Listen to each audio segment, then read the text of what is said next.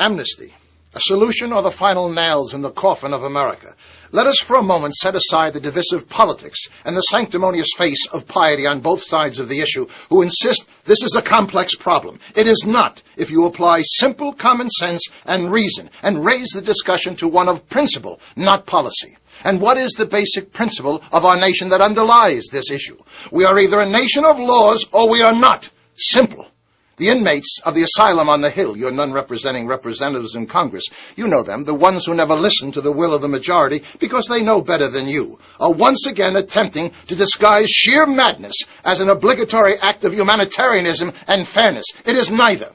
Amnesty for 20 million illegal aliens is a universal statement to every country in the world from the people of the United States. Overcome us with numbers, and our pandering politicians will see you as future voters to cement their power base, turn their back, refuse to do what our Constitution demands, secure our borders, refuse to pass a national employee identification program, and present the perpetrators as the victims and the American taxpayer forced to pay $1.5 trillion for an already bankrupted Treasury to support this denial of reason and common sense sheer madness.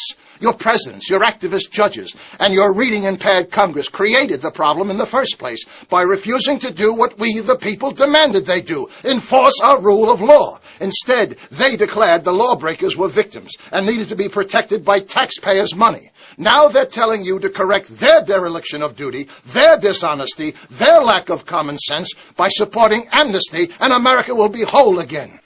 Isn't it time now to do the obvious? Stop putting your faith in them. Them insist on politicizing an issue that can only be decided on one single principle. We are either a nation of laws or we are not. Them have their own self-interested agenda, and it has nothing to do with our national integrity. Them will now call you mean-spirited, anti-immigrant, and hate-monger if you don't support the illogic of amnesty. Don't be deterred from the truth. It was them that called 1 million illegal aliens marching in your streets under a foreign flag a civil rights protest. The same them who called 1 million legal citizens at national tea parties protesting taxation without representation a bunch of right-wing extremists. If you continue to surrender your responsibility to safeguard our democracy to them, you will have no country to run.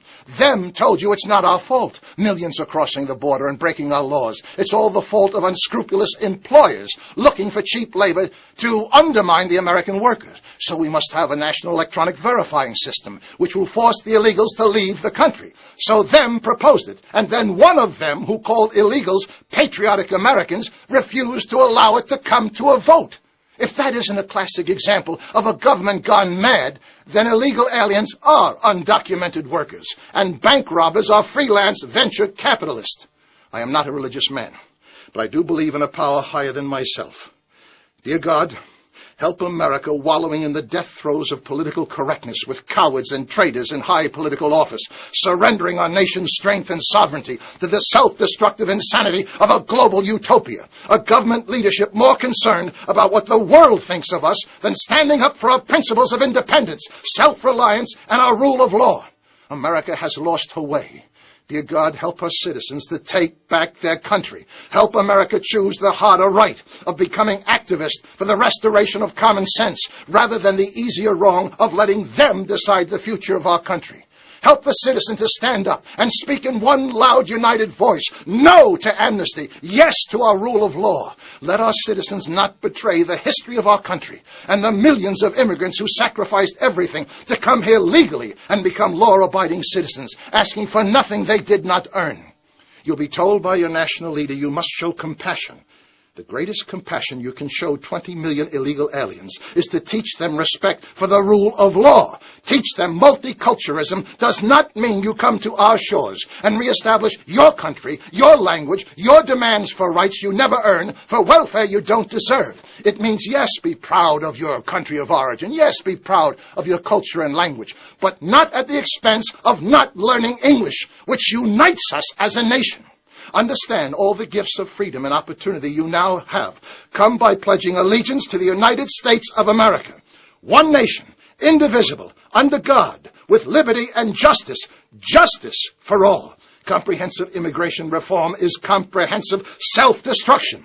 If it doesn't punish lawbreakers and demand respect for our rule of law, And that means go back to your country, and if you want to come back to ours, it'll be hard, yes, but doing it the right way always is.